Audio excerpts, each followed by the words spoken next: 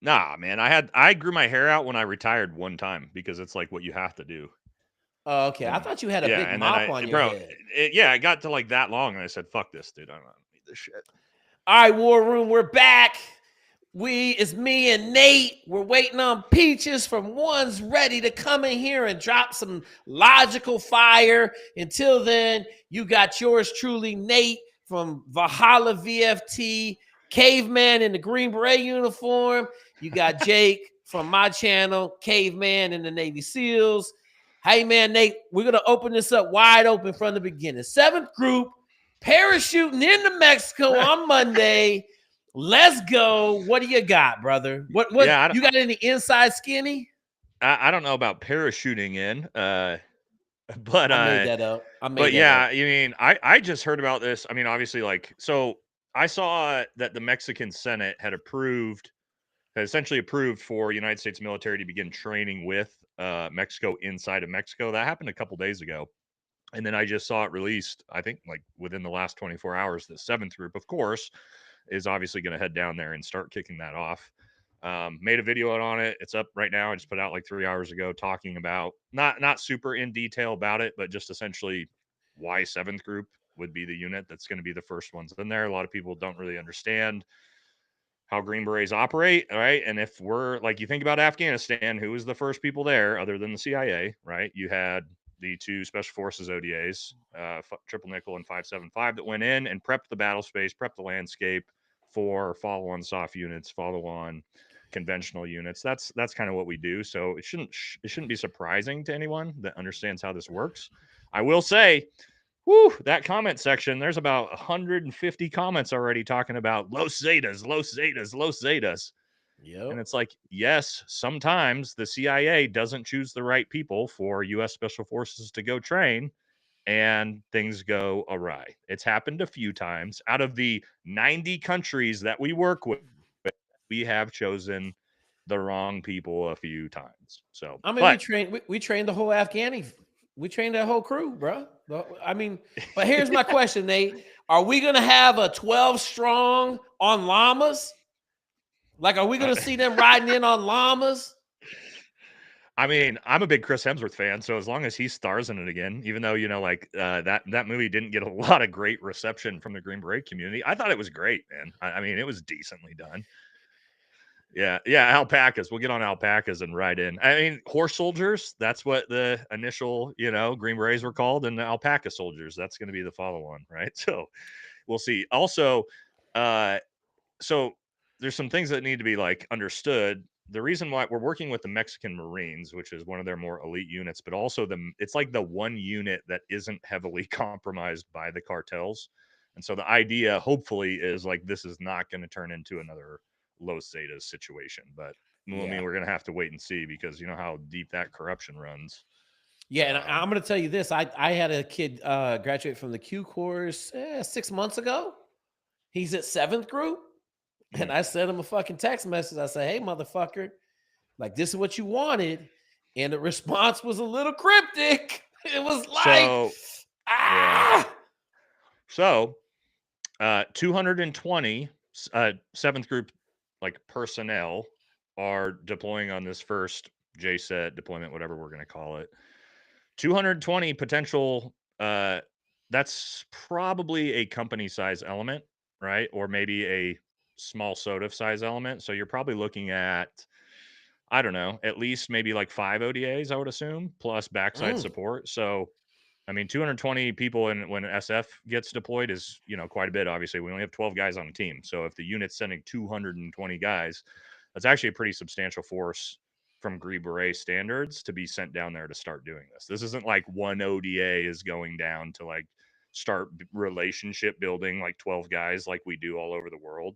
I'm assuming this is actually based off the numbers, the first of what is probably going to be a lot more of this would be my guess. And I imagine the other soft units are going to starting to get integrated on the backside of that in different ways. I mean, if you think about like Navy SEALs, right? You might think, hey, they're not doing much, but where could Navy SEALs be fucking really good at? I don't know. The Gulf of America, where half of the fucking drug smuggling comes in?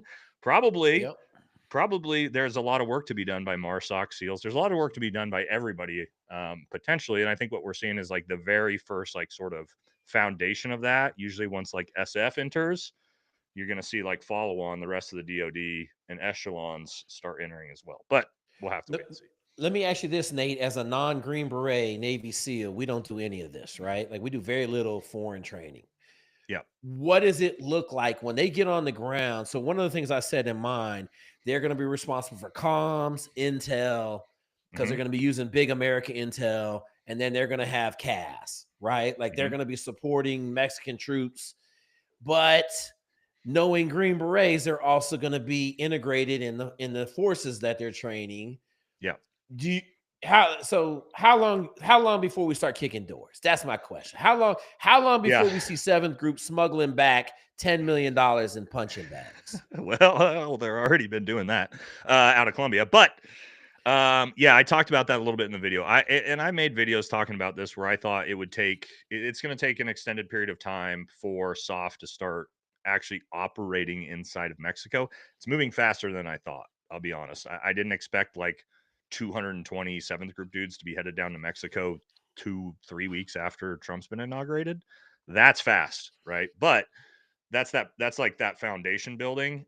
We still need to look. The mission is train, advise, assist. Okay, so we're going to do the training portion, we're going to do the advising portion, make sure that whoever we're working out with, Mexican Marines, are completely spun up, trained, and like actually ready to action targets. We need that intel apparatus to be strong, right? And like you said, like CIA, SF, all the big intel apparatuses, or TFO, everybody's going to be down there and they're going to start doing stuff. Once we have the confidence in the units that we're training, because again, only 12 Green Berets are going to hit these missions with potentially 50 to 70 Mexican Marines, right? We're not going out if you don't know what the fuck you're doing. That's the reality. Once they do, Yep. we think the intel's good. You could potentially see seventh group ODAs start hitting targets in, I don't know, probably the next 6 months, I would guess, which is faster than I expected. But I think it's a reality, because again, we're not sending that many Green Berets down there if we don't have serious intent to train their forces. And then again, that last piece of the Green Beret mission set is assist. Assist means I go out there right next to you and you're in your Mexican military uniform, and I potentially take rounds right next to you, buddy. Right. So that's how we operate. And yeah, I think you potentially see it in the next 3 to 6 months, depending on how fast. I think the intel apparatus is the biggest piece here. Of like, we got to know who we're dealing with, where they're at, like where are these like crime syndicates, where are the big drug labs? Like we got to know all that before we can action targets. I don't know enough about the intel apparatus in Mexico to know how soon that is. But I think once that's shored up and then we feel like our units are trained good enough, I think you'll probably start seeing us doing a little partnered, which is like crazy because you think about it, that's like we might be back in real combat for SF. And like Oh yeah. 2 years after Afghanistan fell, everybody thought like the war's over, there's no more combat, and all of a sudden we have 227th group dudes like deploying into Mexico to assist with the cartels. Woo! It's getting spicy. Hey, I said it, man. I hate to say this, but that first American casualty, Yeah, bruh, yeah. America's gonna blow its top, man. I've been thinking about that a lot. Yeah, I because it's put it at coming. the end. I put it at the end of my video. I said bullets going both ways. Someone's gonna get hit, and I Hmm. said that first American casualty in this little fight, Yeah. America is gonna lose its crap. They are going to lose. They're gonna be like, fire up the war machine, go down there and wipe Mexico off the face of the earth. They done killed a Green Beret. Yeah, I You think. know? Well, it's interesting. I don't know if it. I don't know if it'll happen with soft soldiers because again, I've watched this play out for 20 years. Like, remember when boots on the ground, like Navy SEAL and Green Beret, boots on the ground don't count as boots. Remember when Obama did that Yep. whole thing? Yep. The Niger raid, right? 3 Green Yep. Berets killed. Nobody in the media cared, but the one support private that was killed, he got all the attention. So America has this weird, and you guys know how it is, this weird like uh sort of understanding that like a soft soldier is just doing his job. If he's killed in the line of duty, 30-year-old Green Beret, it's one thing. When a 19-year-old Marine who's just sitting on the border takes a spare round in the side of the head and is killed on the southern border, I think that is where you're going to see like, oh shit, fucking get the A-10s out, get the fucking full Yeah. brunt of the infantry, and let's clear like 20 miles of white space into the southern border.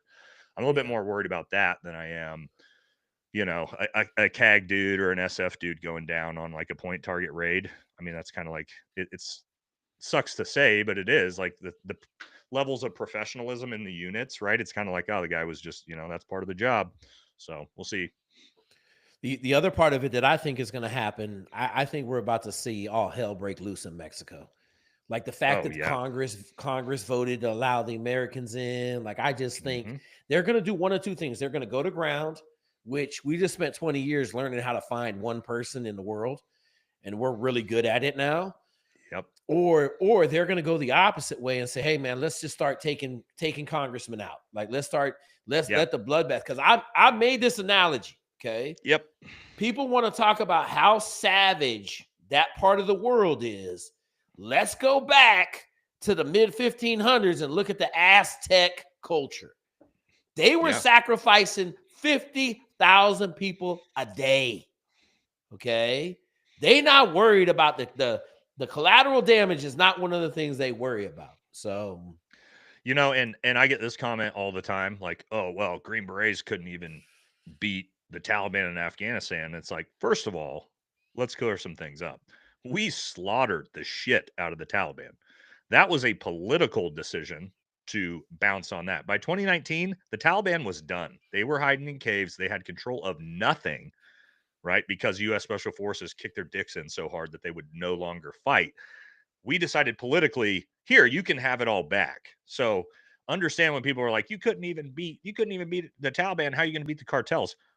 But trust me, homie, we killed 10,000 for every one that they killed. And that same type of demographic will be that way against the cartels. Okay. But I do agree. And I said this in Chris Cappy's video on Tastic Purpose. I talked to him 2-3 weeks ago when he did his big video on that. And that was my biggest thing. I'm like, once this fucking, all the drug money starts getting cut off, the border gets closed, the cartels start getting fucked with, I think you're going to start seeing real violence, man. And like Sicario, right? They're going to start cutting the heads off politicians and their families and their kids. Like they're not going to just go, oh, well, we give up. Right? I don't see that happening. And I do think the destabilization, I said this too, is going to be on the southern side of the border. And it's actually going to make the U.S. military involvement have to be even greater because the more that country gets destabilized, we saw it in Afghanistan, right? Where it's just going to turn into this insurgency based clusterfuck of who's on what side. Nobody knows who's who. The cartel's so deeply integrated into politics, government, businesses, the economy, like everywhere. Whew, it's a I mean, it's a go tough ahead. gig, Stand by, everybody. Okay.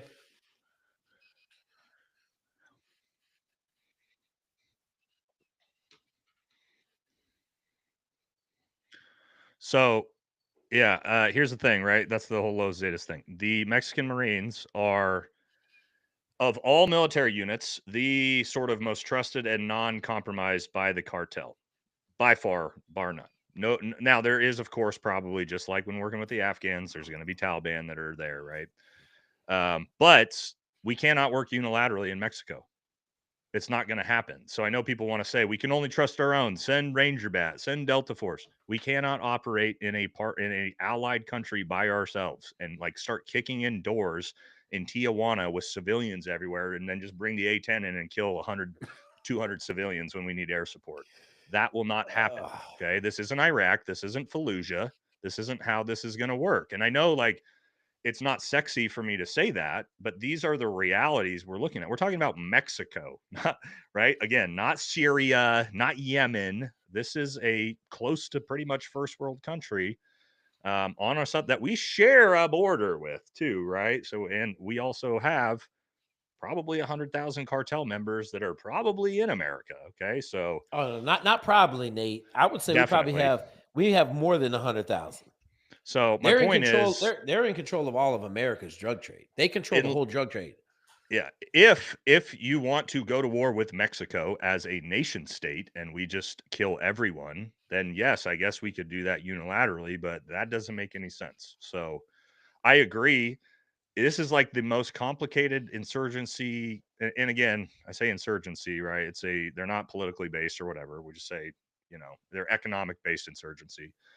It's the most fucked up can of worms ever that the United States is going to have to try to undo. And it's not going to take 4 years. It's going to take 20 to 50 years, probably realistically, of being like serious about it to get there. And we're going to see in 4 years from now, if the administration changes and the border opens right back up and we throw our hands out and the military leaves, the problem ain't going to be solved, right? So this is kind of one of those things where if we don't decide that we want this to be a long game initiative, which we're very bad at in America, let's be honest, we're very bad at like what's 2 years in front of our faces.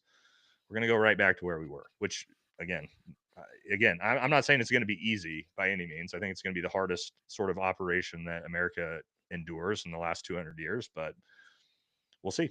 We have to try something, in my opinion. All right, Nate, you and I are firing them back and forth. Let's go talk about this base renaming. Fort Bragg is back. Like, yep. Let's go. Yep. And it ain't the last base to be renamed. like, yeah, oh man, I love it, right? Like for me, like Fort Bragg is iconic for Green Berets, right? Like half of all Green Berets in Delta are at Fort Bragg, right? Third group's there, right? SOCOM is SOCOM, yeah, SOCOM there. I believe SOCOM's there. Maybe SOCOM is in Tampa. No, okay, yeah, SOCOM's in Tampa. You have I forget which command. There's a command unit there. Oh, SWCC, obviously, right? JFK SWCC. That's what I'm thinking about. So then you got the big center. You got all the schools. You also have the Q course there. You got third group there. Every Green Beret lived there for years while they went for the qualification course. So it's super iconic, man. And I say this for me, my grandpa was in the 82nd Airborne. He jumped into Normandy on D-Day. My dad was a fucking Green Beret. He trained at Camp McCall. My grandpa trained at Camp McCall outside Fort Bragg. My dad trained at Camp McCall and was stationed at Fort Bragg to go be in the A camps in Vietnam. And I was a Green Beret that trained at Fort Bragg and fought the Global War on Terror. So yes, like this is iconic. You know what I mean? So for me, I have never accepted Fort Liberty. I've never said Fort Liberty once. I've always said Fort Bragg. I don't care what anybody thinks. If that offends you, it's iconic, man. And who cares about like, again, you guys can get into that, how you feel about naming this after certain people, which there was like, but 1 second though, didn't we name it after a different Fort Bragg? I think that's kind of clever to do, right? Because now you can't, now 4 years from now, if an administration switched, like it's not a racist that it's named after anymore, so it makes it harder to switch. What's your guys? Welcome in, Peaches, man. We talking about the renaming of Fort Bragg. Appreciate you coming. I'm gonna give my 2 cents on this, man. Like it's American history. Fort Bragg played a role in American history. You know what I'm saying? Like Fort Sam Houston played a role. Sam Houston is a big character in Texas. Do I care that he had a bunch of slaves? No, half the country had slaves. Well, right? And the entire world did, right? So, well, the entire slavery is still the largest industry in the world. Wait a minute. Hold on, Jake. I thought you weren't a black dude. I thought you were identified as something else. So didn't I'm not. I'm white. I'm white. He's Jewish. Did your ancestors? He's a white Jew. Yeah, I'm a 34% white Jew. That's what I am. I'm only 34%. I got color in there, 34%. I detest the rest of it. So, Aaron, can they see that? Yeah. Okay. Yep. Nice.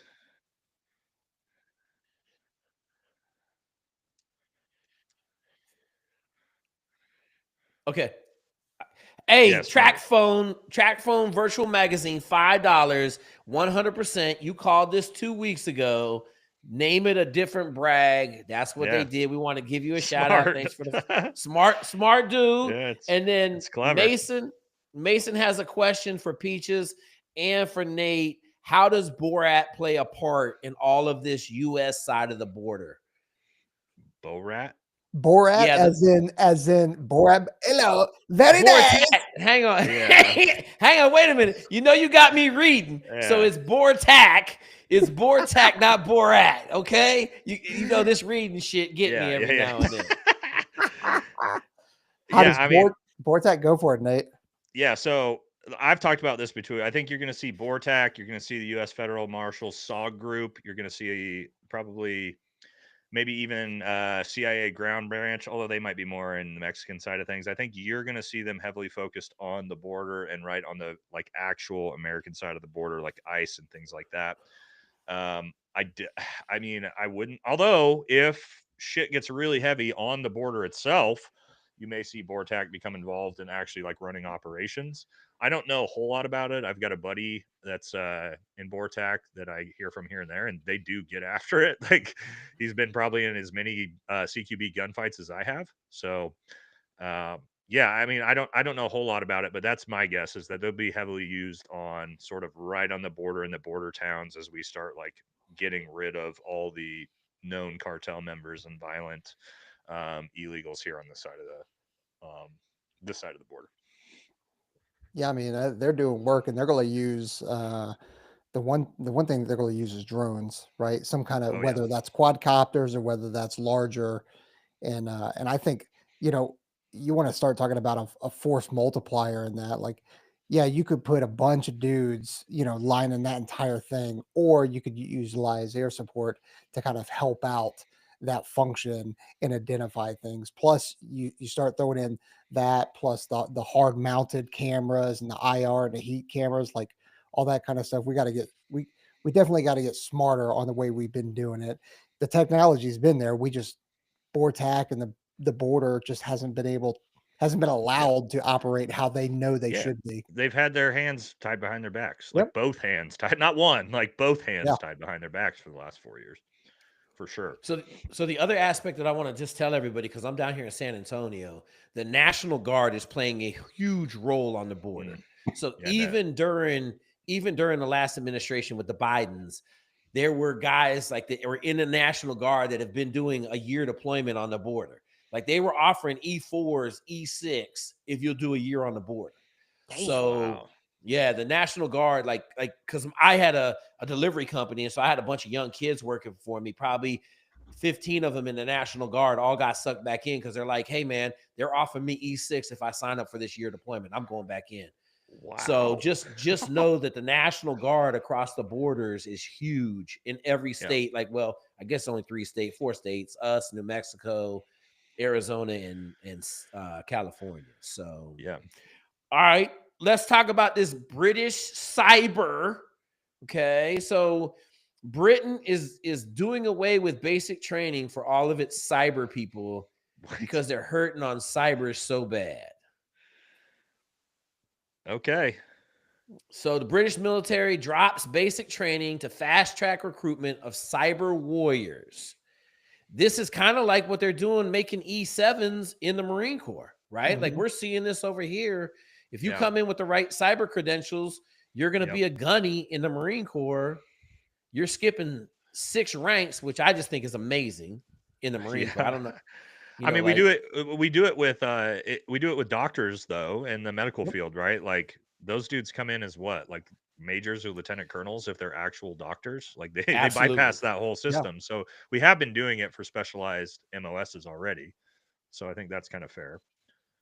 I think didn't the Golden Knights used to do the same kind of thing? If you were a nationally ranked skydiver, they'd bring you in as an E7. Like, I mean, they do that with the military bands as well. You know, they'll give them E6, E7, or whatever. Man, I'm kind of for it. So you know, could you double what it's going to cost and use them as contractors? Sure, you know, but man, the argument can be made to bring them in, give them E6, give them E7, pay, not require them to do that, not require them to do Air Force PT test. Like in the unit I just left, we had some of the Air Force's best hackers, like absolutely best hackers. And you could look at them, and I mean this was all love to those dudes, but you could look at them and go, okay, you're definitely cyber nerds. You guys have never been inside a gym. Like, and it's obvious, and they're still wearing a uniform, which is tough, right? Because you see them wearing the uniform, and you're like, bro, man, we got some work to do. So, like, I'm two minds about it, because the other part about it is, I know, and just like you guys know, I'm a better person and I can think better when I've done PT in the morning. or when I'm physically active in it, like I'm sharper mentally, I feel better. Plus, I'm negating all the future medical costs that are going to be there, right? And it's just a better. I present a professional kind of image. But does that necessarily help me beat China or Yeah. whatever? So Yeah, I'm gonna man. jump in here. Okay. So there was a dude at my high school in Washington State, Stillicum, who wrote the first video game called Bill's Cavern. So we got a computer lab in the 7th grade. We all started programming. Okay. I had a monster game where you threw a rock across the screen. You try to hit people with rocks. It was awesome. Okay. I will tell you, in that culture, there isn't 1 ounce of working out.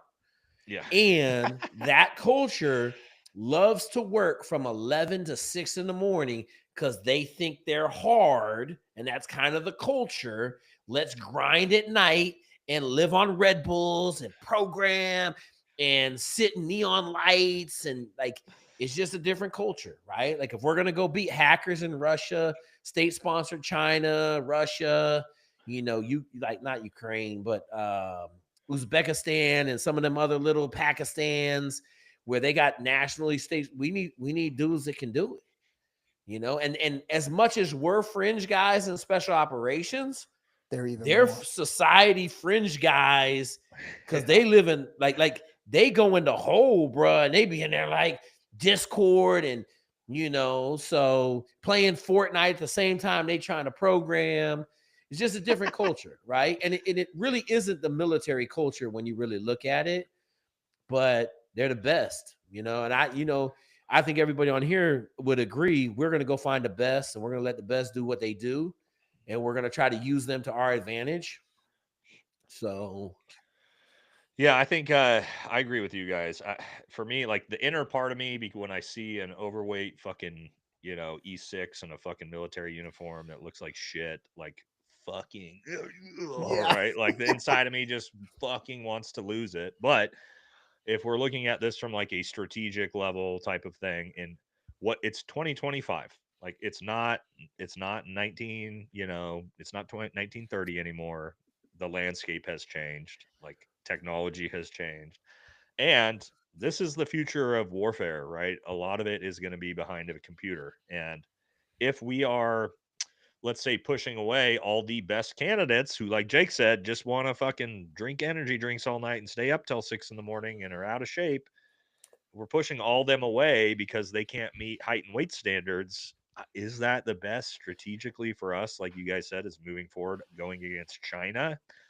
Probably not. Would I like to see, like, can we somehow separate them, have them like not wear a fucking uniform and walk around the PX looking like absolute dog shit, 100 pounds overweight? That would be nice, right? But what I I'm what I also think is a potential issue is like, all right, you don't have them go to basic, you don't have them do PT, you don't have them do all these things. You can't have that become sort of a standard in your military because you're going to lose sort of, that culture, right? So it's, to me, like getting rid of basic. I don't know, because I think that kind of like, not, I don't want to say brainwashing, but you guys know how that is. It like gets you to be sort of part of the culture in a way, understanding that you're part of the military, you're serving. So just letting them come in and slap on E7 and just go to a unit, oof, I think, there's probably going to be some issues with that too. But strategically, I think you got to do it. I don't think that we can just say, like, we're not taking all the best hackers because you guys are out of shape. I don't think we can do that going forward with modern warfare. and No. I'm gonna throw something at you, Nate. So Fort Pickett was run for the 4 years I was in the teams. It was run for probably 10, 15 years by a master chief that probably weighed 350 pounds.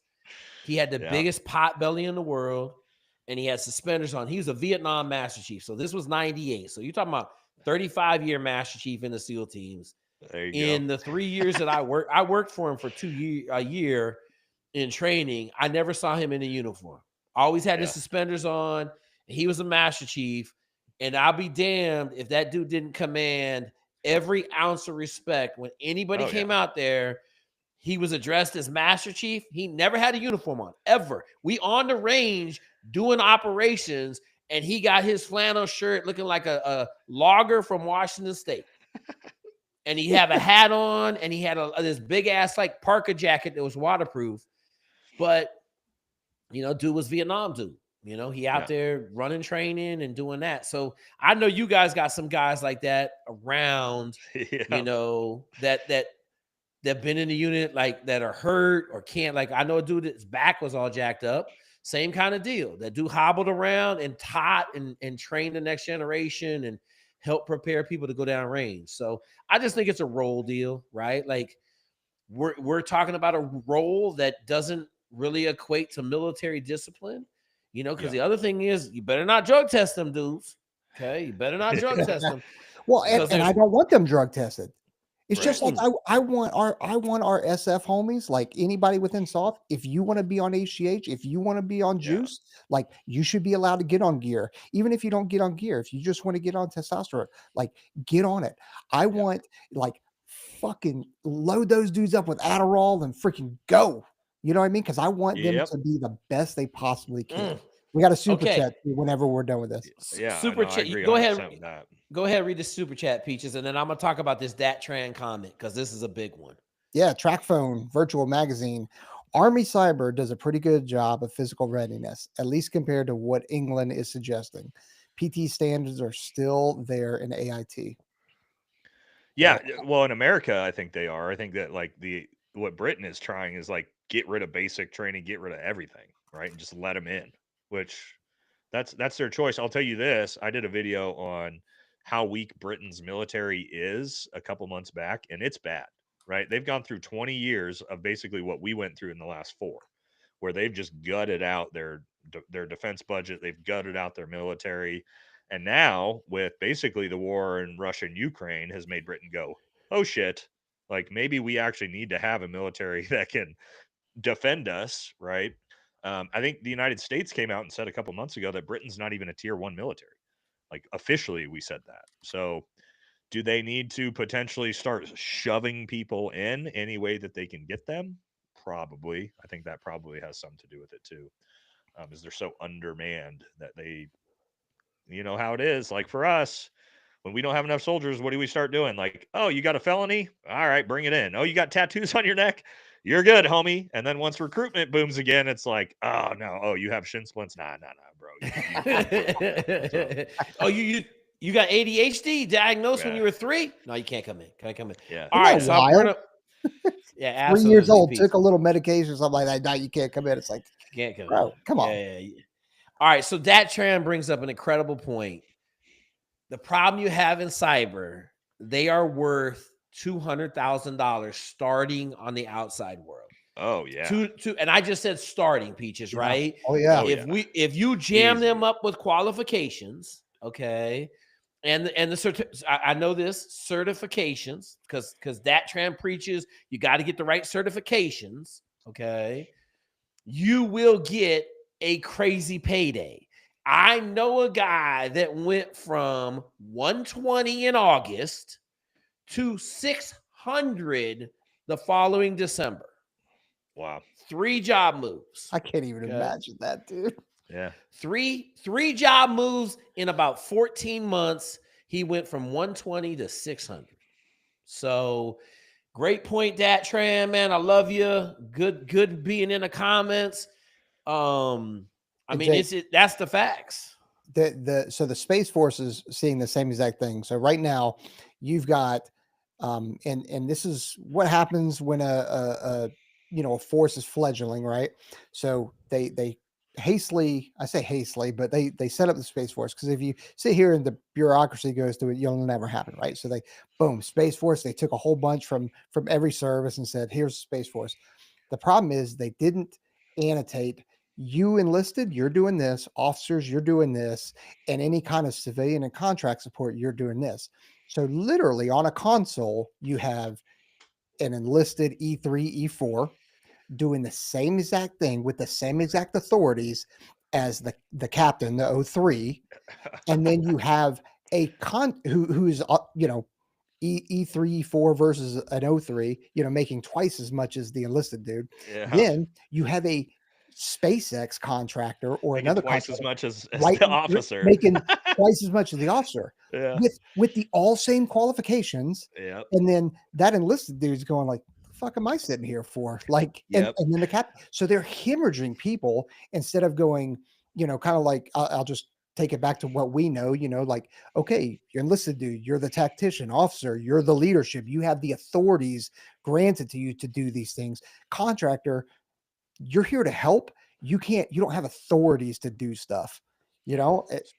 So they're struggling right now. And So also, I, it can be why not make it pay incentive based, right? Like us and SOF, we make way fucking more money than everybody else. Okay. So do doctors. Okay. So you can just do a pro pay for a hacker and be like, your pro pay is $3,000 a month. I don't care if that's what you want to do. If that's what's going to keep, so that's going to keep some qualified dude from instead going to, you know, leaving and going to work for NVIDIA instead, right? And making 500K a year, just pay him more. I don't give a shit. So here's the other thing. I'm gonna hit you with some old people history. So back in 1995, when I came in the Navy back in Vietnam, Windows was coming on board, right? So like a Microsoft engineer on a ship was an E5. They'd send them to the Microsoft certification course. They get certified in Windows network engineering.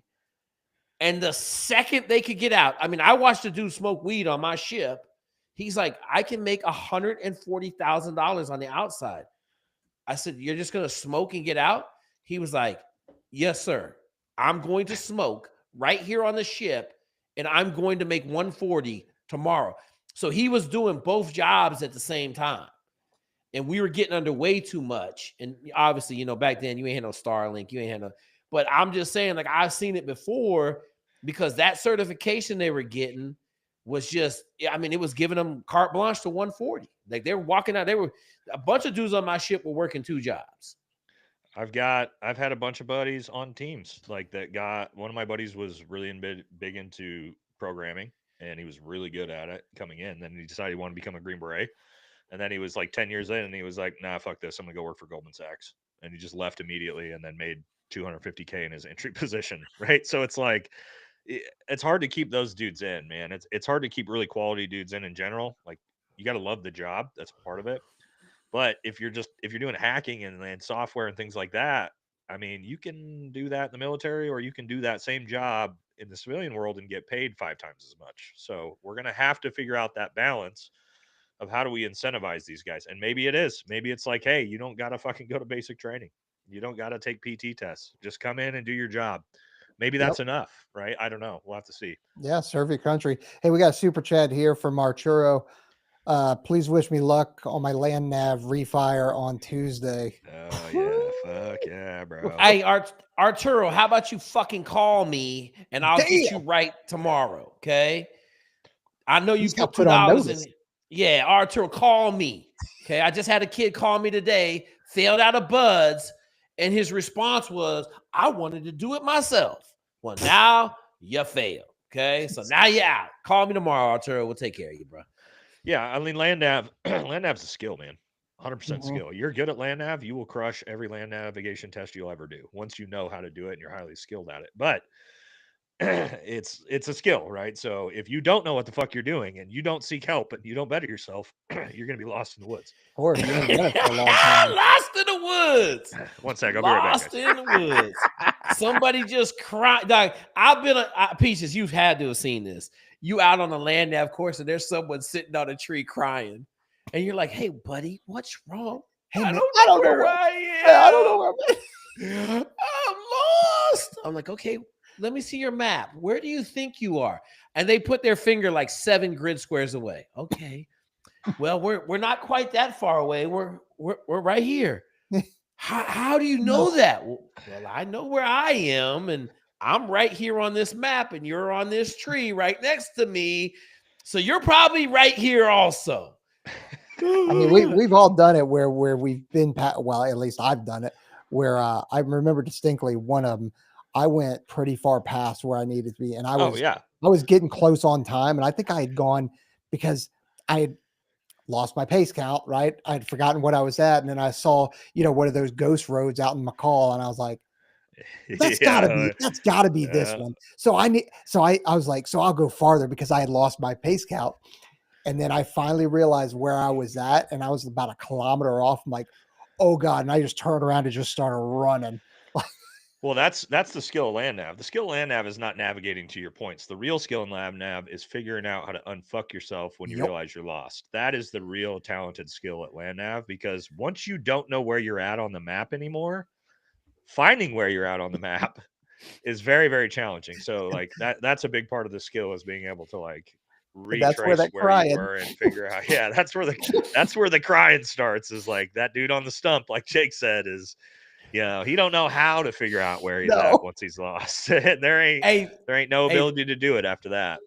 the other one I love is the aimless wanderer.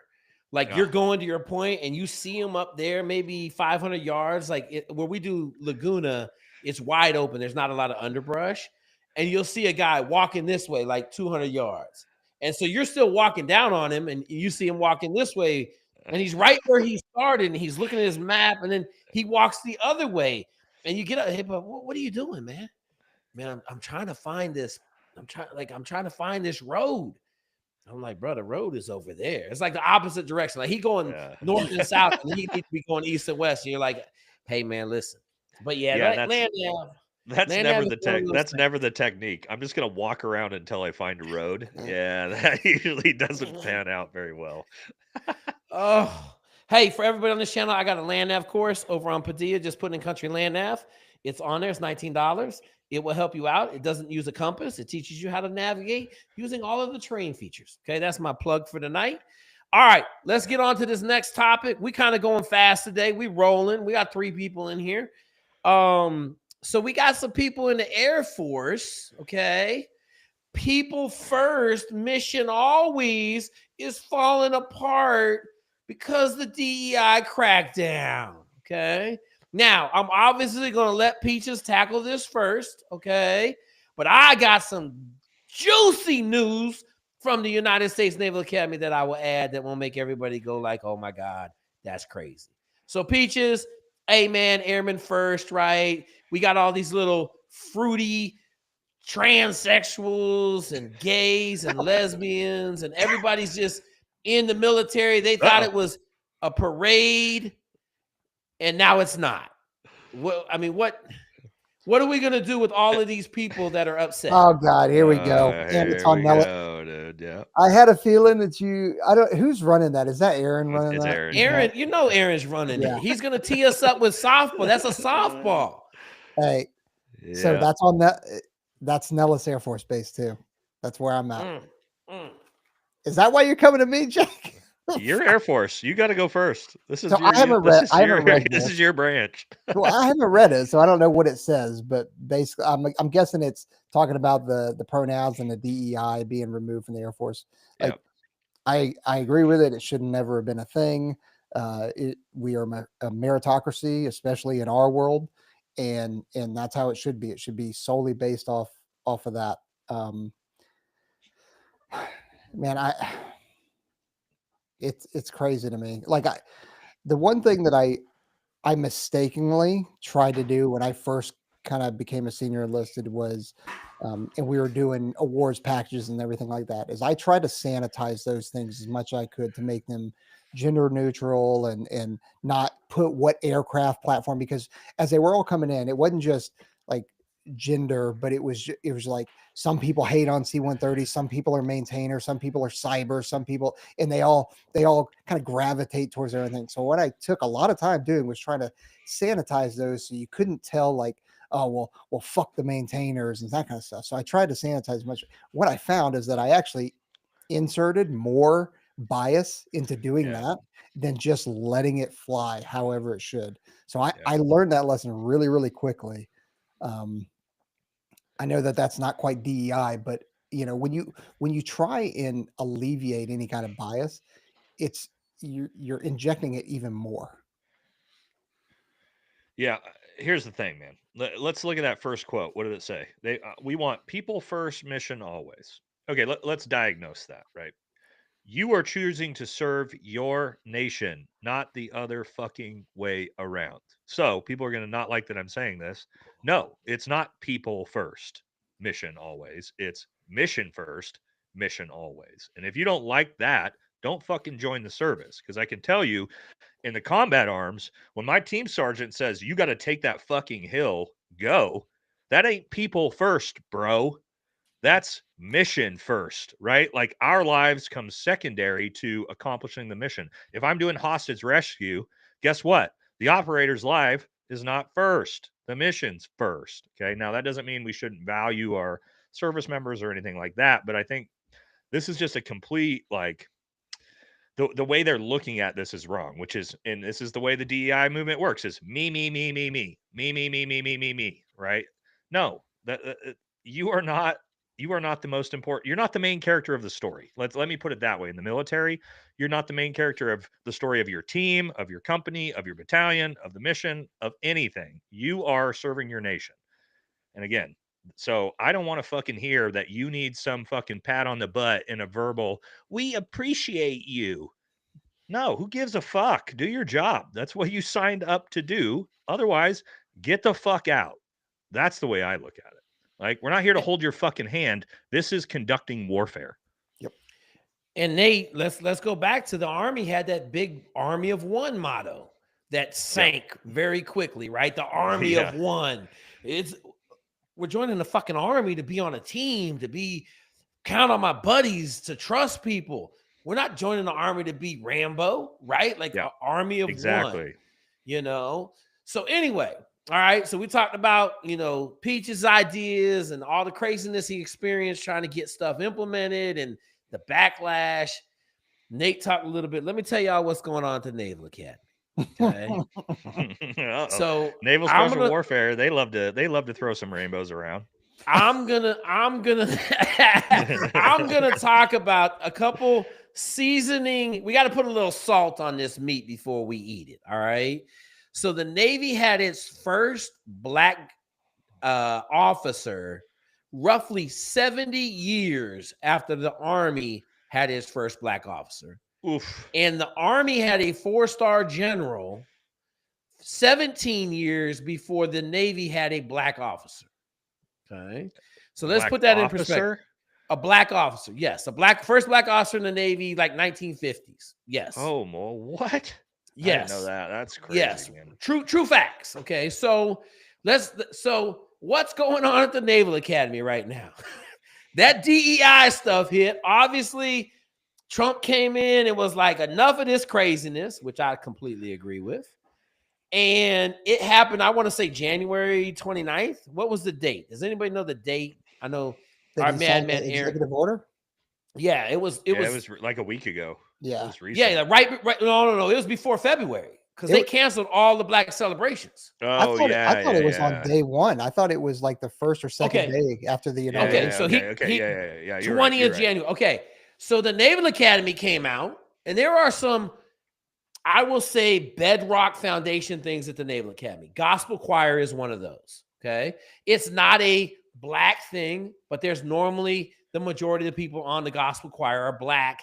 They travel around, they do these concerts, all this stuff. Well, they were kicking off like in Black History Month, and they said, oh, no, you're not. They made them shred everything about the performance.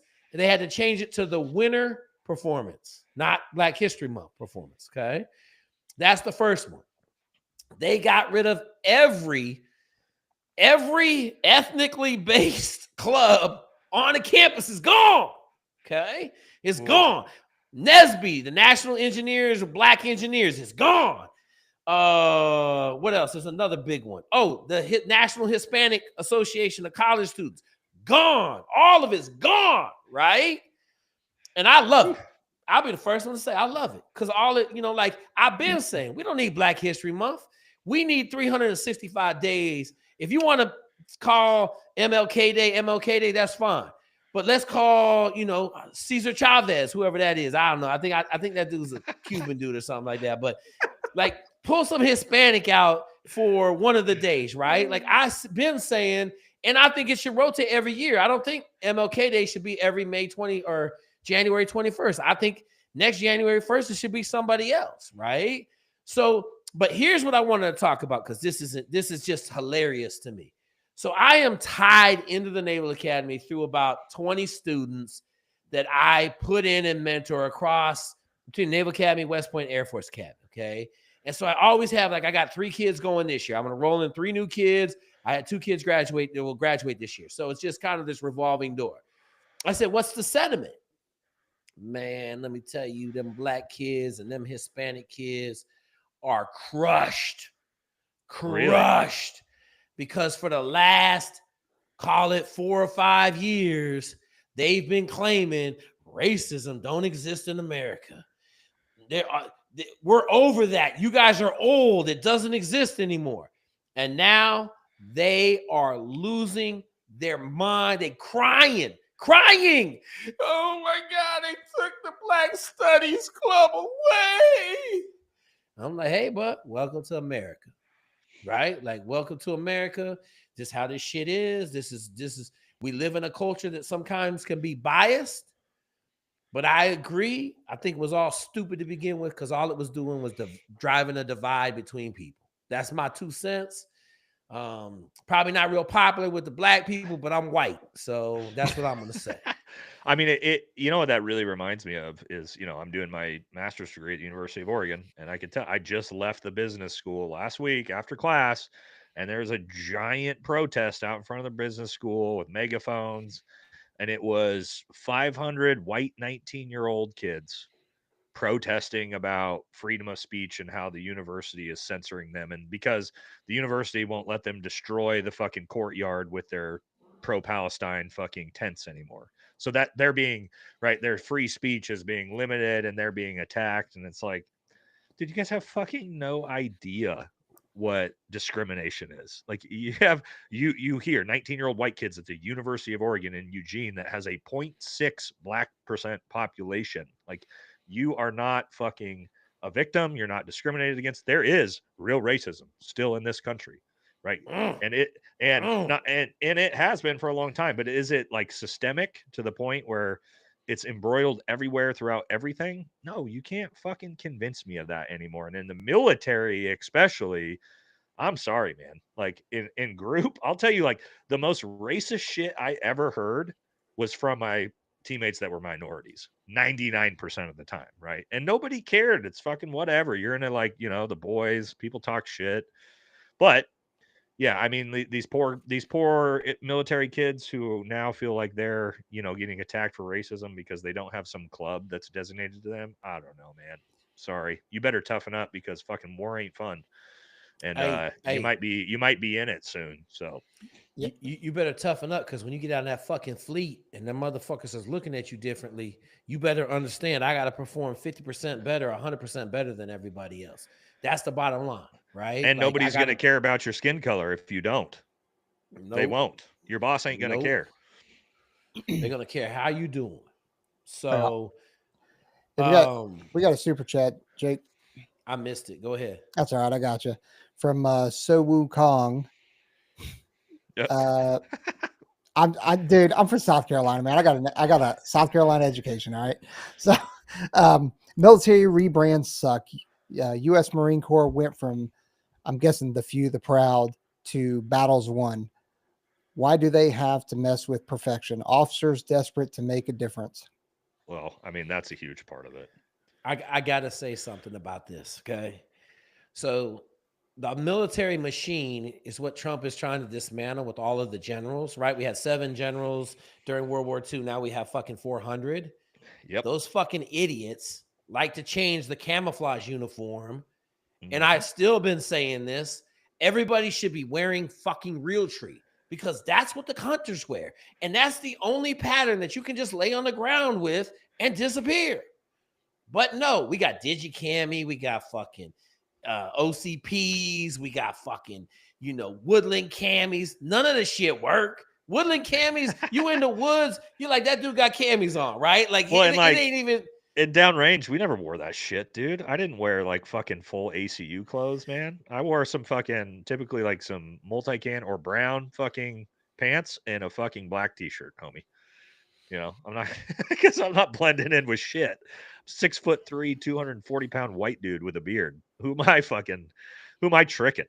You know, but from the general, or like, let's say officer corps, man, I can tell you some of the dumbest shit that I had to deal with throughout my entire fucking career was from officers looking for OER bullets, man.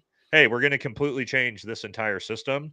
Why? So I can put it on my fucking OER bullet so I can fucking move up to my next, you know, my fucking next leaf or the bird or my fucking first star. So yeah, like, they're politicians, man. I know some people get upset when I say that.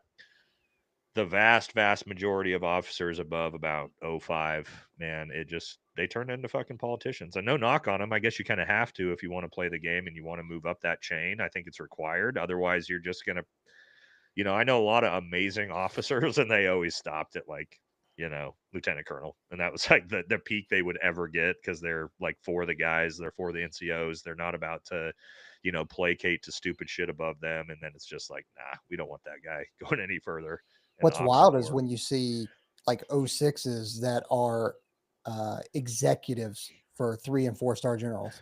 Like Oh yeah, an 06 running around like, hey, sir, yeah, here's your coffee. Here's your Diet Coke. Like, here's yeah. your Like, coffee. You're like, you're gonna dude. see that at SOCPAC and SOCOM, man. Like, Mhm. and people got upset because I mentioned in the Pete Hegseth video that I'm like, a major is basically a private at SOCOM, and they're like, a Absolutely. U.S. Army major is not a private. And I'm like, go to fucking SOCOM and see what they're doing, homie. Yep. They are Yeah. running fucking coffee, dude. That's their job. Dude, So, I was at SOCOM headquarters for 2.5 years, and it was a phenomenal assignment. Obviously, a fantastic location, but the education that I received there through just being in the halls of SOCOM, yeah, I bet. it like unbelievable. And you would think, like, when you hear SOCOM and the headquarters, you think that there's be a bunch of 18 series dudes, a bunch of NSW dudes, a bunch of Ranger, but like Yeah. in terms of actual green suiters that have done the job, that are still wearing a uniform, it's less than 10%. Yep. Now there's a lot of uh, government civilians and contractors who are retired or separated, 18 deltas and that kind of stuff. Yes, but dudes that are actually still doing job, the most of it is civilians and contractors Well, and support and functions. the majority of, like, lower ranking, like, field grade officers you're going to see there are dudes that are like in between assignments from company command, from battalion command, from group command. So, like, or ODA command. So as you leave an ODA as a team leader, like, you don't just become a company commander. You've got to go do some separate job somewhere, and that's often like going to SOCPAC, going to SOCOM, like doing a different job like that. But as for, like Peach just said, your typical, like, your door kicker SF dude is like, even E8, E9s, maybe you're going to see some E9s, but like, you're not going to see anybody sort of on the NCO side there that's kind of below a sergeant major typically. So I'm gonna throw this story in there. So when we come out of SEALs training, the officers go to this officer course for a month, and they just bring in a bunch of SEALs that have combat, right? And they would tell you stories. So the Master Chief came in to talk to us about being fucking a pussy officer. That's exactly what he said. Like, I'm Sounds gonna like my talk to you dad, the way today he would talk about to talk to being the a fucking officers. pussy officer, okay? And he said, I was on the planning for Panama. Okay, I was in the room.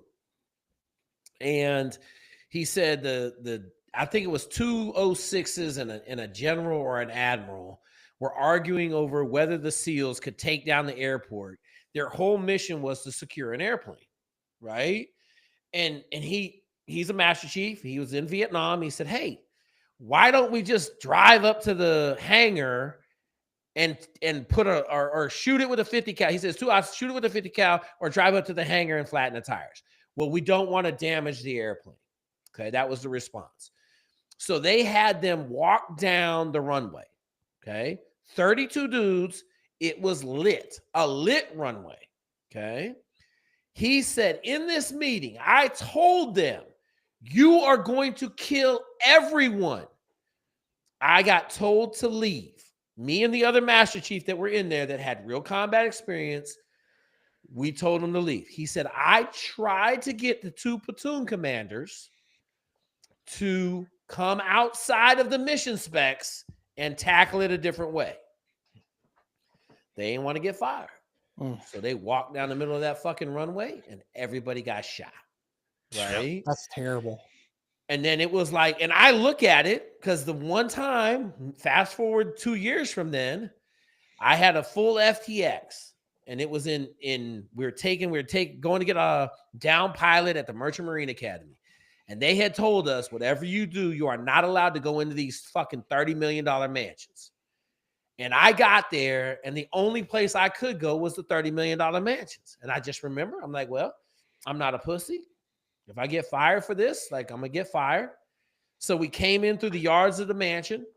We got the down pilot and left and went right back out through the yards of the mansion. And they called us, and we were 2 hours back to Rhode Island. And they said, where are you guys at? We said, we got the pilot. We're gone. And training was like, no, there's no way.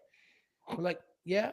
And so, like, sometimes, like, the officers got the idea fairies, but they get people killed. So that's my shout out to the officers that make people walk down runways when they're lit. This will I'll tell you. Best part about being a Green Beret is there are 0 officers in charge of any tactical decisions that will ever exist. When we are on the ground, we have a team leader who is typically 400 or 500 meters back with our Air Force CCT and uplift force, and he's relaying everything back to the SOTF and whoever, calling in airstrikes, everything we need. The team sergeant, the E8, plus your 2 probably senior E7s on the team, tactically, those 3 dudes run fucking everything. Now, you might have a really bad officer at some point who thinks he's going to lead the missions, right? That usually gets, shit on real fast by the team. But yeah, we've figured out as in special forces from the tactical sense, who do I want leading my mission? The team leader who just got out of the Q course, right? He's a captain, maybe has a combat deployment early in the war with like the 82nd or something, but oftentimes not. Or do I want the team sergeant who's been in SF for 10 years and has 4 combat deployments, right? Do I want him leading the tactical operation? And so that's the way we operate, which I think has given us a lot more success in tactical missions, right, than some of the other units have. And we're operating that way now, Nate. Like somewhere in 2006, 2007, it switched over because they were tired of the junior officers getting people killed. So they switched it over. But I will say the craziest thing in the world, I was in training and my shooting partner, so the junior officer in the platoon's shooting partner is normally the chief, the E7. So the junior officer goes with the E7 and the platoon commander goes with the E6, right? Like I told you, I love your shit because you got a bunch of E7s in the same platoon. I would love to have a bunch of E7s. Yeah, if you're lucky, you got like 6 of them on an ODA. Yeah, like we only have one. There's plus your 3 command, right? You might have like 2, 3 E6s if you like have a plussed up team that's going to war. You oftentimes will have almost the entire team as senior NCOs. Which I absolutely love because I can remember being in training and asking them, this motherfucker was at Dev Group for 14 years. He went to Panama. He's been killing people for 14 years. Why do I have to make the decisions? And they were like, that's how it is. I'm like, this doesn't make any sense. Like, I want to listen to what he has to say. I don't like, bro, like it was the most buffoonery shit I've ever seen, man. Like I literally, common sense did not apply. I will say, in fairness, it is our officer who makes the decisions. Technically, he's also asked the team sergeant next. He's on the radio saying, "Team Daddy, what are we doing?" Yeah. Okay, I'll tell command that's what we're doing. He's been granted authorities, but he is not in charge of shit. Yeah. Well, I mean, it's interesting though because for us he is, and I imagine you had to have supported ODAs in your time. Oh yeah. Yeah, so like he is the big dog on the battlefield, right? Like he's the one that's going to get bombs dropped. He's the one that's going to save your fucking life. But like telling me where to run my element as like the senior E7 of an element, nah, homie, like get the fuck off the radio, sir. That's not how this thing works. Yeah. Hey, we do have a super chat from same dude, Sun Wu. Speaking of camis, new generals are banning multicams for Marsoc now. It's like they all wear PS Marpat works. I don't know what the PS is, but Marpat works. Firsthand experience. Works. It's just a digi cami for the Marine Corps. It has a little. I know what Marpat is. I don't know what the PS is. Yeah. It has I the mean, little Marine Corps symbol in it. Yeah. I love multicam, man. I'll be honest. I'm a big multicam fan. You know, it just kind of like it's not great everywhere, right? But it's kind of decent everywhere at the same time. But yeah, I don't really care, man. Again, when it comes to uniforms, I mean, for us in SOF, like I wore whatever I wanted to wear on the objective. That's not going to make me look like a giant fucking American, because that's who fucking the Iraqis and the Afghanis are looking for. Like, hey, why is that guy 6'4" and giant and white? You know, like I don't want to also then be wearing a very obvious ACU patterned uniform on top of that giant frame as well, because now I'm like the one guy they're trying to shoot. So, I mean, but you know, things are different for the regular Marines and infantry and stuff like that. When you're working large scale unilaterally, I think it's important everybody looks the fucking same so you don't accidentally shoot other people. But when we're working indigenously and my fucking Afghan counterparts have fucking whatever the fuck that's on, right? I don't want to be like the one guy who's like, oh, look at the huge, obvious American right here. So that's kind of why we operationally don't necessarily always wear those uniforms. And Other than a flag, right? Because you got to like abide by the laws of land warfare. So I have like an American flag somewhere on my body that tells me I'm a soldier. But other than that, yeah. so on the side of his super chat, I'm going to say this. I think the Marine Corps is trying to get Marsoc to go away. In fact, I know that I think so too. the CEO of Marsoc or the Marine Corps generals volunteered to give up the whole Marsoc budget when SOCOM asked them for cuts.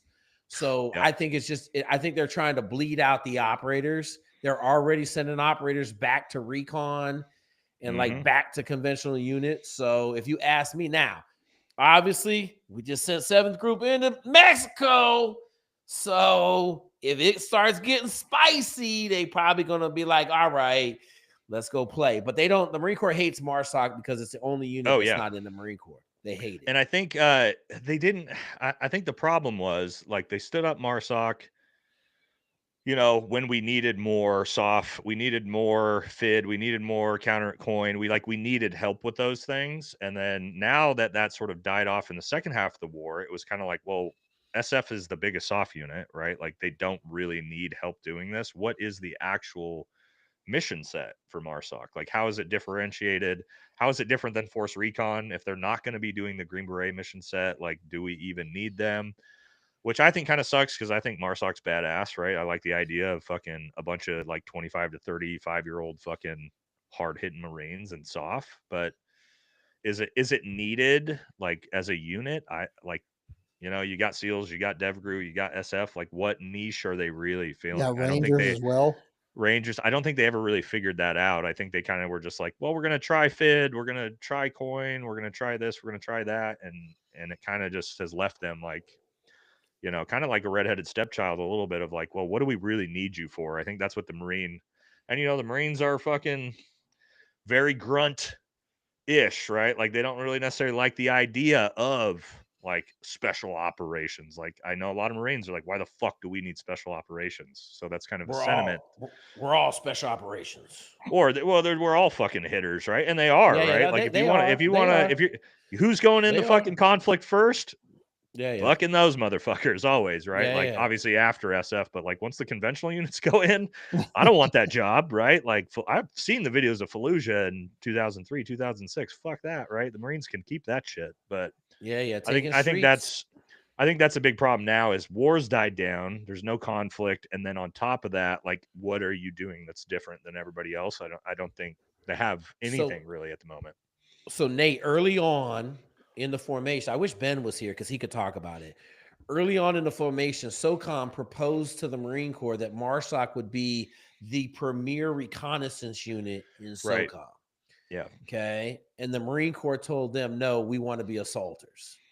They tried for a couple of years to get them to bite on being the premier recon force, and they just wouldn't do it. And so now Marsoc didn't want to do it, or they wouldn't. Okay. They wouldn't like the Marine Corps didn't want them to be pigeonholed into doing one mission. Like, and so as you know, they've let them go on some missions, and there were some issues. So now they're in the little boy cage over there on the side. Yeah. And it is what it is, right? Like there's not enough kinetic stuff to go around, so the worst Well, performers have to sit and I out. think we can all, as soft dudes, we can all understand that like it's a reality. When the wars end, what does the military say? We don't need soft, right? We never needed soft, right? It happens in Air Force, it happens in SF, it happened after Vietnam. You can see it starting to happen. Like my dad will tell you about it, man. Like they went from fucking doing all the shit in Vietnam with the A camps and MAC-VSOG and all that to immediately like, hey, y'all can either go back to the regular infantry and we're taking your berets, or you can get the fuck out. Like, and that's sort of like, we're not that deep now, but that's sort of kind of like what I've seen over the last couple of years is like, oh, we don't need soft because the future of warfare is cyber and drones and all these things. And it's like, yeah, but who runs those drones, right? Like who's forward deployed actioning in those strikes, right? We kind of like forget about that. And I think where we're at right now with no conflict, the military is kind of like, how do we cut costs? Well, we can cut costs X, Y, and Z. And then when the next massive conflict kicks off in 2 years, 3 years, and all of a sudden we're like, oh shit, we need fucking Marine fucking Raiders to do something. All of a sudden we're kicking units back up, because we're really short-sighted, I think, in America based off of stuff like that. Well, that's my problem with it is that we say, oh, future fights. Really? Because I'm pretty sure there's dudes on the ground right now that Yeah. we were never going to have boots on the ground again, right? In Syria? Like we're just yeah. still like fighting in Syria, like all Right. these places. And so it's like, dude, I get it. Maybe in 200 years when the technology is there, sure, Right. maybe we'll never have. But you can't say like that's why when they go, hey, there'll never be another conflict that involves close air support. So we're gonna kill the A-10, death by 1,000 cuts. And you're Right. like, dude, really? I mean, we're doing close air support right now. And it's like, oh, well, this actually might be kind of beneficial at the border. Yeah. Like all of a sudden, immediately, you're like, oh, maybe we are gonna need this. Until we're there, like with CCAs, the where the fighters fly in and there's drones with it, kind of like out of that movie Stealth. Like until Yeah. we're there and we're actually flying these things, like we can't say that. And we can't assume that there will be no requirement for dudes on the ground. Well, and I'll tell you this, there always will be. And you know who proved that? The fucking Mujahideen and the fucking Taliban and the fucking NVA in Vietnam. They proved, have all the goddamn technology in the world you fucking want, try to invade our country and watch. We got fucking flip-flops and AKs, homie. And for 40 fucking years, they survived, right? So I agree with Peaches. I think we get a little too far ahead of ourselves in like how good technology really is when it comes to conducting warfare. And Ukraine's showing that. Ukraine's trench fucking warfare right now, guys. Trench warfare. Think about how crazy that they are literally fighting like it's World War I right now in Ukraine. 2 first world nations, which is nuts. Nuts. All right, folks. Aaron, we got anything else? We missing anything? I've got one thing before we hop to that, and it's not Go a ahead. super chat, but we've got he's a separated combat controller right now that that Connor Matthews, who is fighting in UFC tomorrow night. Oh, okay. So it's pretty. He's a fucking badass, and I'd be remiss if I didn't give him a shout out. And everybody head on over there to support him tomorrow. Hopefully he just. I don't know who the dude he's rocking, but I'm assuming he's a piece of shit. So I hope he rocks his world. Is he in the prelims? I'm assuming he's like a newer fighter, or is he fighting on the main card? Aaron actually knows better than I do. It's not main card, is it? He's probably in the prelims if he's a newer fighter. Okay, he's gonna pull it up. Let's jump on this AOC thing because let's hang her from the rafters, man. Oh god. So AOC, everybody's favorite bartender, clashing with ICE because she wanted to have an immigrants webinar to help them evade ICE. Hey, AOC, how about we? Holman. He's gonna. Aaron's gonna play the video for us. Oh, okay. Good. And we can talk about it. Well, it has been a very busy week for New York City Mayor Eric Adams. The Department of Justice earlier this week dropped corruption charges against him. And yesterday, he met with border czar Tom Homan about the next steps in fighting New York City's migrant crisis. How'd it go? Well, Mayor Adams and Tom Homan join us right now. Guys, great to see you. Good morning together. Thank you so much. Make some news. Mr. Mayor, from your perspective, how did this meeting go? Why was it necessary?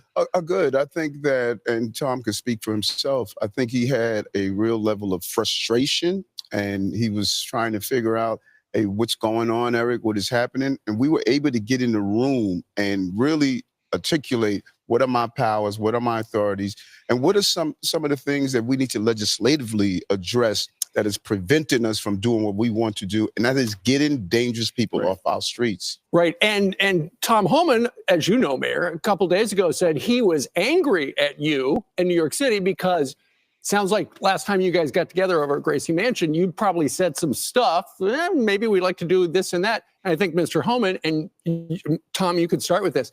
You were frustrated that he wasn't doing enough. He wasn't keeping up his end of the deal. Well, look, you know, I've been on the network for 4 years, and I've called the mayor out many times for not stepping up when it comes to public safety threats. But I tell you, when I sat down with him, I saw the cop in him, and he really does want to do the right thing because he is a cop. He's a lifelong cop, and so he wants to help take public safety threats off the streets in New York, make New York safer.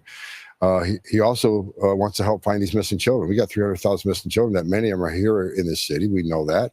We got to find them, and we'll be working with his intelligence division, his officers, to save these children because many of these children are in forced sex trafficking, many are in forced labor. We need to save them, and I think everybody can agree to that. I don't care what side of the political spectrum you're on. I just want to say this: my man Tom is a goon. Yes. And that dude is leaning on people, and he is a big. You see him sitting forward in the chair. Go ahead, say something wrong. Go ahead, I'll stroke you right now. That's what he quietly saying. That's what he quietly saying, right?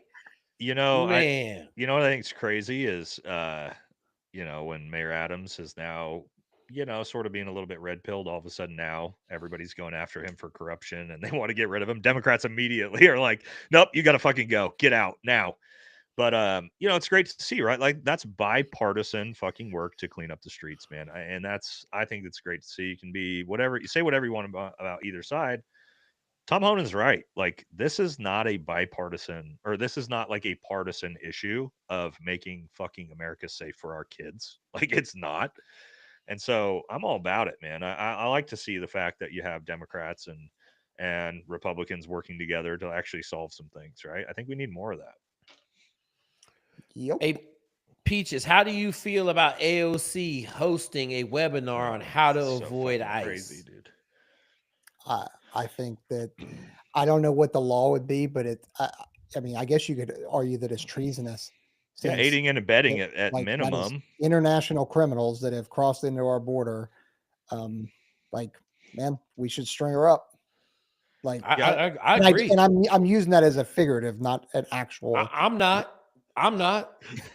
Charge her with a crime, sentence her to death. 17 cents. Whoa, give her 17 cents. Nate, there's nothing wrong with that.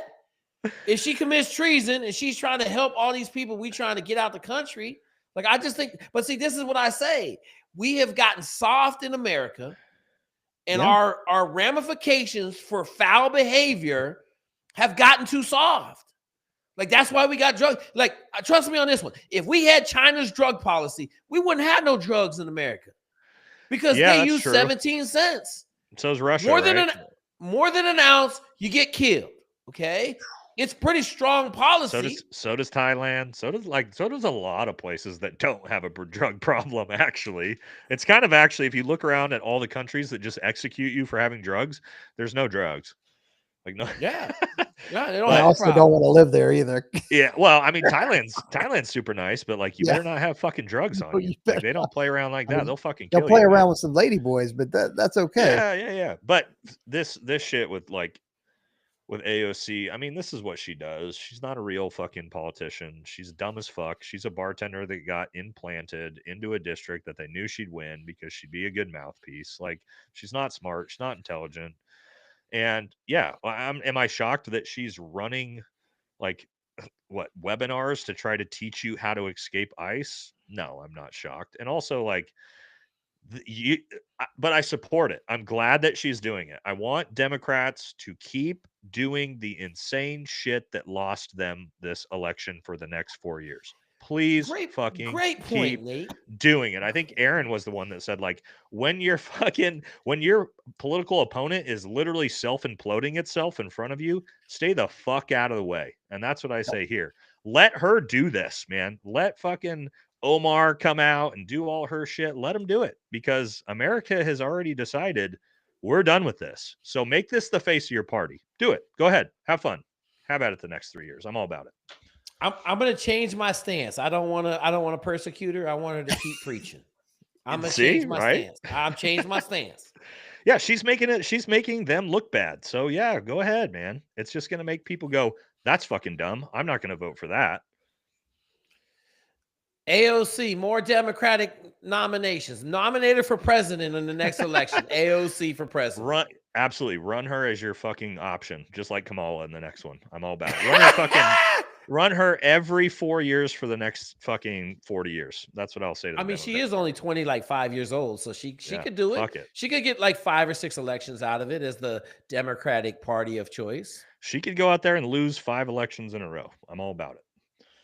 Yeah. Well, man, politicians. I really hate politicians. I was just thinking about Mitch McConnell. What a piece of shit. Yeah. Oh yeah. There's fucking horrible on both sides. God. What do we got? We got anything left? Aaron, are we good? Baby bottles? No, what do we got? Oh God. What is this? Oh God. Okay, so we got a wild herring. We're gonna throw out some craziness. Tigers, what is going on? Crocodiles and monkeys. This is mine right here. Crocodiles, monkeys, tigers, and zebras. Dozens of other taxidermies animals will be moved to a new home after concerns about arsenic exposure forced the closure of the South Dakota Museum, where they had been displayed for decades. Of course, they embalmed them in like fucking the 1500s with arsenic, and now, I mean, that makes sense, right? Like, I thought we were going to have some animal rights people coming up here talking about we're doing them dirty. Taxidermy animals. I'm super anti big game hunting, man. If you guys see it, fucking all the fucking lions, tigers, bears on mine. I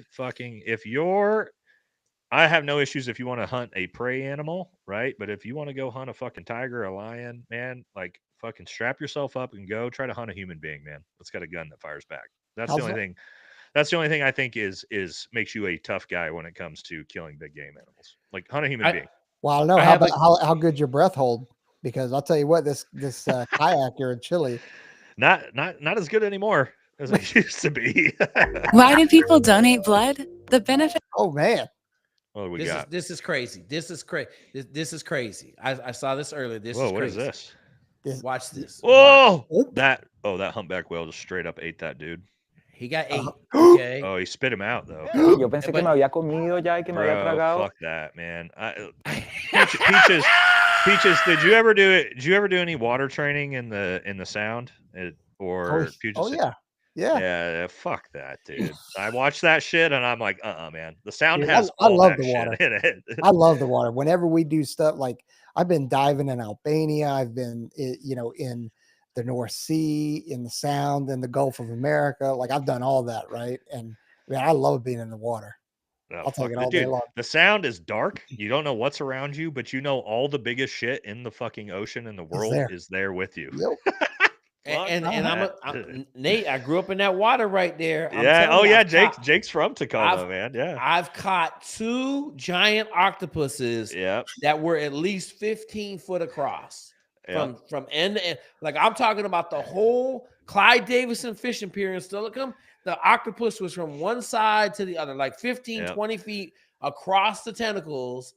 Like, I remember, you got those, you got orcas, you got all the fucking sharks, you got the whales, dude, and you're just swimming along. Fuck that. Yeah. Hey, I had four dudes quitting buds because they wouldn't swim with JJ the gray whale. There's a baby gray whale off the coast of San Diego. They wouldn't get in the water, man. I was like, he don't eat meat. They're like, They quit. 4 dudes quit because JJ the gray whale was in the middle of our 2-mile swim. I see whenever I'm out there on a boat and I see wild dolphins, I'm like, man, I just want to get in and freaking go swim. They'll probably, they could wreck my world and kill me. Hey, Peaches, let me tell you about dolphins. Okay. Let me tell you about dolphins. All right. So the Marine Mammal Program for the Navy is on the bay side of buds. Okay. Every now and then, them dolphins that are smart is all get out. Okay. And they got this little muzzle thing on their nose. So if they get out, they can't eat. Right. So they get really angry. All right. But let me tell you what the safety brief is. If the dolphin mounts you, Oh, yeah. okay, if the dolphin mounts you, you are not allowed to stab it. Okay. We're in the middle of a swim in the bay, and my swim buddy, Clint Bruce, big linebacker from the Naval Academy, has a dolphin pushing him underwater with his little thing sticking out like, bruh. I was like, I'm out. Like, we out of here. We got to swim faster. Yeah. And Clint had his knife out. And I was like, bruh, you are going to get kicked out of training for stabbing this Navy dolphin. Bruh, we got in there, man.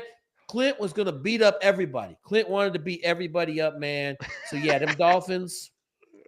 And the seals are bad, too. Yeah, they'll have their way seals, with you, bro. Have you, like you're up in the sound, like the seals will come play with you a lot.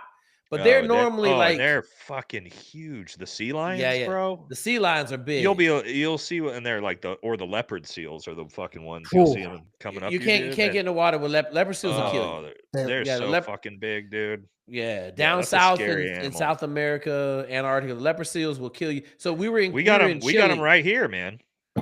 You ain't got no leopard seals up there. Yes, we do. We got them in Oregon, bro. They come and steal the salmon off our fucking hooks all the time. In Oregon? Yeah. Man, I'm Googling this shit. I'm a damn biologist. Big ass fucking white spotted, like fucking almost the size of a walrus, dude. Yeah. Well, and like I said, I see dolphins or I see, whales or whatever like that, and I want to get in. I don't. Yeah. Because I don't have a death wish. Like, even if they're nice, they're so smart. That's the wild thing about like places like SeaWorld. You would think things would be declining with SeaWorld. There's more people in SeaWorld. Bro, I'm telling you, I've seen those motherfuckers in Oregon. Or maybe hold on, it might be sea lion. They might just be sea lions that have the same patterns. Okay. It's okay, Nate. I if I can't read, I got to be good in something, and that's science, brother. So listen, the southern range is basically they're south. They're spotted sea lions. That's my bad. Oh, spotted sea lions. Okay, so like they look like leopard seals, so they're huge though. Yeah, they're big. They're big. The funny part in Washington State is they sit on the boats and sink the boats. They sink the small sailboats and shit like that. Yeah. So anyway, leopard seals don't get in the water if you're down there in Chile and then you see a leopard seal. I dove off a boat and the captain came running. Leopard seals! I got the water so fast, bro. Got out in 2 seconds. Well, it's crazy. Like Peaches was saying how smart, like, orcas, they think, due to brain size and being a mammal, they think they're probably actually, now again, they don't have hands and opposable thumbs. They think they're probably as smart or smarter than human beings are, like intellectually. Yeah, we lock them up in fucking cages and then wonder why they fucking decide out of nowhere to just eat the fucking, eat the trainer. It's like, yeah, homie, he's smarter than you are. And he's like, I'm just biding my time. Fuck it, I'm done with this shit. How about the sea lions that have been killing the sailboats over there in the Straits of Gibraltar? So like a sailboat comes through this. Oh, no, they've been ripping the rudders off because one of the sailboats ran into one of the young orcas. Now we're tired of this shit. Yeah. Oh yeah, dog. They've been ravaging the sailboats over there, ravaging them. They're smart, man. They're fucking smart. They're smart as we are, right? Brain size wise. So, fellas, I gotta bounce. All right, Peaches, thank you. We about to shut it down, man. Hey, War Room, make sure you go check out all the channels. One's ready, Valhalla VFT. We're going live. My channel, 5 o'clock, 25 minutes. Oh, yeah, he's going live. I got the leadership lab over on my school's classroom. Shout out to Aaron for being in the dark. We love him. He's killing it. Shout out to Jay. He's on a date with his wife. Let's go, Jay. Like I should be. And then there's Ben Pappas, who got the chat upset because the 45 middle-aged women that are in the chat for Ben Pappas were highly disappointed. And that kind of stuff. Yeah. Hey, Troy, just give us $10 just because. So thanks, Troy. Hey, thank you, Troy. They're disappointed. Hey, man, we'll see y'all again next week. Thank y'all. All right, y'all. See you guys. See you guys. All right. I'm out, boys. Deuces.